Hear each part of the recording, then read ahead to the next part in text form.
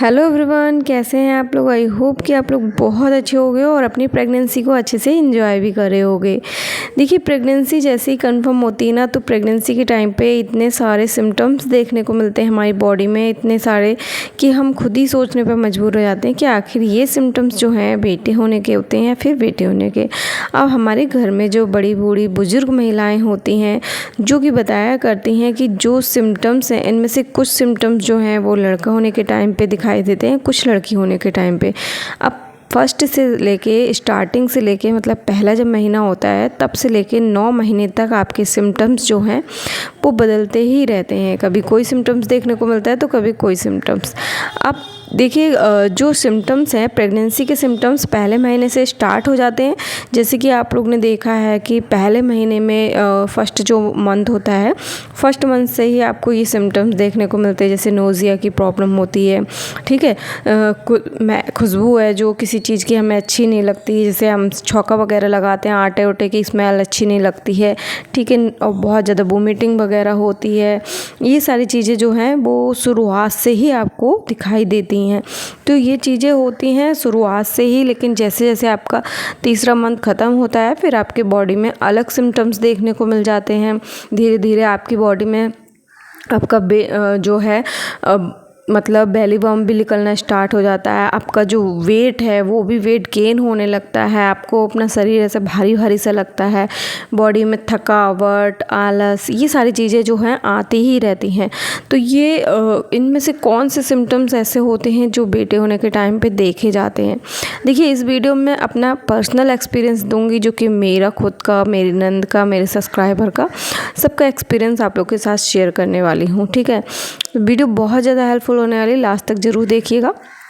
जब भी हमारी बॉडी में ये सिम्टम्स देखने को मिलते हैं तो हमारे मन में काफ़ी ज़्यादा ये सवाल चलते रहते हैं कि आखिर ये सिम्टम्स जो हैं वो किस चीज़ के हैं और क्यों ऐसे सिम्टम्स देखे जाते हैं। कभी कभी हम बहुत ज़्यादा घबरा जाते हैं अपने बच्चे को लेके कि आखिर ये सिम्टम्स हो रहे हैं तो इसका कोई बच्चे पे बुरा असर तो नहीं पड़ेगा। तो देखिए, ये सारे सिम्टम्स जो होते हैं ये नॉर्मल होते हैं। शुरू से फर्स्ट मंथ से लेकर 9th मंथ तक ये सिम्टम्स जो हैं वो देखे जाते हैं। अब जैसे कि कुछ सिम्टम्स ऐसे होते हैं, जैसे कि अब बेबी बम है, आपका बेबी बम पे जो लाइन जाती है उसको लीनिया नाइग्रा जो बोलते हैं, वो लाइन कहते हैं कि अगर नाभि से नीचे सीधी जा रही है तो कहते हैं कि बेटा होने के चांसेस होते हैं ज़्यादा। हालांकि इस चीज़ में मैं आपको बता दूं, मेरे कई सब्सक्राइबर हैं ऐसे जिनको बेटा हुआ है, जिनकी लाइन जो थी नाभि लाइन से नीचे तक गई थी सीधे, और उनको बेटा हुआ है।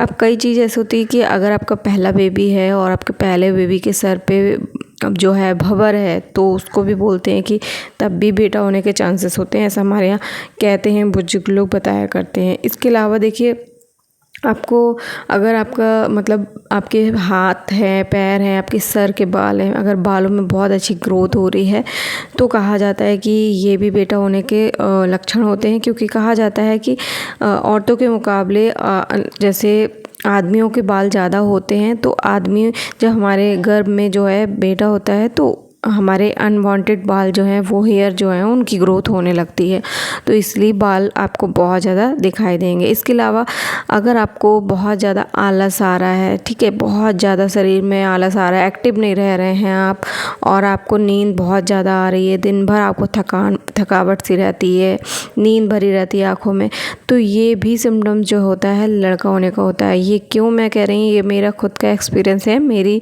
सिस्टर का जब पहला बेबी होने वाला था तो उनको इतना ज़्यादा नींद आता था, इतना ज़्यादा आलस आता था, हर वक्त दिन हो रात हो उनको नींद ही नींद आँखों में रहती थी। जैसे ही लेटती थी तुरंत नींद आ जाती थी।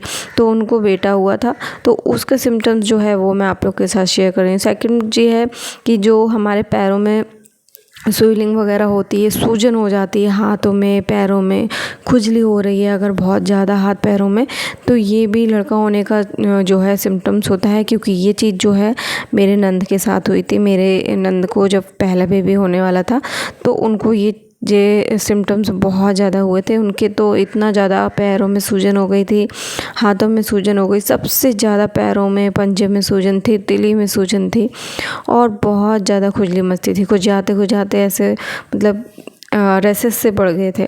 तो ये चीज़ उनको लड़के के टाइम पे हुई थी।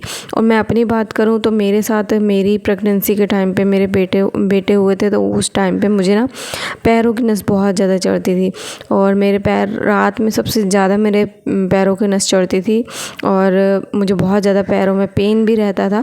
तो ये सिम्टम्स भी जो हैं लड़के के टाइम पे देखे जाते हैं। हालांकि मेरे लड़के के टाइम पे ऐसा कुछ भी नहीं हुआ था, पैरों की नस वगैरह नहीं चढ़ी थी। तो ये चीज़ें जो हैं लड़के के टाइम पे होती हैं। कभी आपके कमर में बहुत ज़्यादा पेन होने लगता है, पेट के निचले हिस्से में आपको पेन होगा दिखाई देगा और आपको प्राइवेट पार्ट में भी जो है चुभन सी होती है। तो इसका भी कई लोग बोलते हैं कि चुभन हो रही है, इसका क्या सिम्टम्स। तो देखिए कुछ चीज़ें ऐसी होती हैं, कुछ सिम्टम्स जैसे मैंने बताया जो मेरा खुद का एक्सपीरियंस, मेरी नंद का एक्सपीरियंस। और कुछ चीज़ें होती हैं जैसे आपको वाइट डिस्चार्ज होता है, तो वाइट डिस्चार्ज कितना हो रहा है, कम हो रहा है, ज़्यादा हो रहा है। तो कई लोग ये भी सोचते हैं कि वाइट डिस्चार्ज जो है वो ज़्यादा होता है तो लड़का होता है। तो देखिए मैं सबसे पहली चीज़ आपको ये बता दूं कि जो भी मैंने अभी आपको सिम्टम्स बताए ना, उनका कोई भी साइंटिफिक आधार नहीं है। ये सिर्फ एक हम लोग अंदाज़ा लगाते हैं। पहले के जो बड़े बूढ़े बुजुर्ग लोग थे वो भी अंदाज़ा लगाते थे कि लड़का होगा या लड़की होगी, क्योंकि लड़के के टाइम पे कुछ सिम्टम्स होते थे, लड़के के टाइम पे अलग होते थे। तो सिर्फ अंदाज़ा लगाते थे इस चीज़ का। तो वही मैं आप लोग के साथ शेयर करें, क्योंकि पहले के ज़माने में कोई भी स्कैन वगैरह नहीं होते, कि कोई भी अल्ट्रासाउंड नहीं होता था, कोई भी हॉस्पिटल नहीं जाते थे, सब घर में दाई के द्वारा बच्चे पैदा होते थे। तो इसलिए ऐसे ही अंदाज़ा लगाया जाता था। तो वही सिम्टम जो है मैं आप लोग के साथ शेयर कर रही हूँ, अपना पर्सनल एक्सपीरियंस, क्योंकि इसका कोई भी साइंटिफिक आधार नहीं है।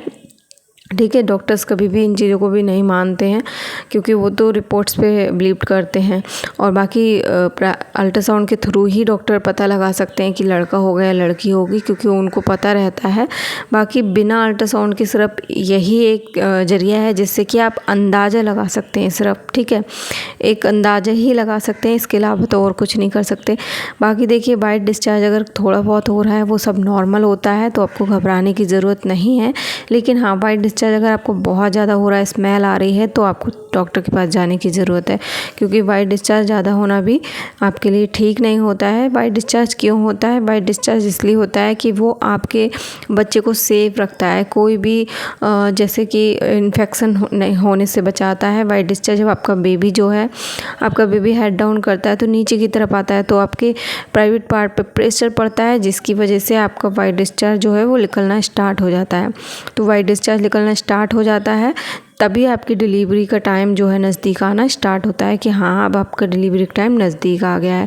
तो वाइट डिस्चार्ज थोड़ा बहुत हो रहा है तो नॉर्मल है, ज़्यादा हो रहा है तो आपको एक बार डॉक्टर को ज़रूर दिखाना चाहिए। अगर आपका 9वां महीना चल रहा है तो कोई दिक्कत नहीं होती इतनी। बाकी पानी की थैली अगर फट रही है तो भी आपको डॉक्टर को दिखाना चाहिए, क्योंकि आपकी डिलीवरी नज़दीक आ गई है। तो आई होप कि ये वीडियो अच्छी लगी होगी। वीडियो अच्छी लगी तो आगे ज़रूर शेयर करिएगा।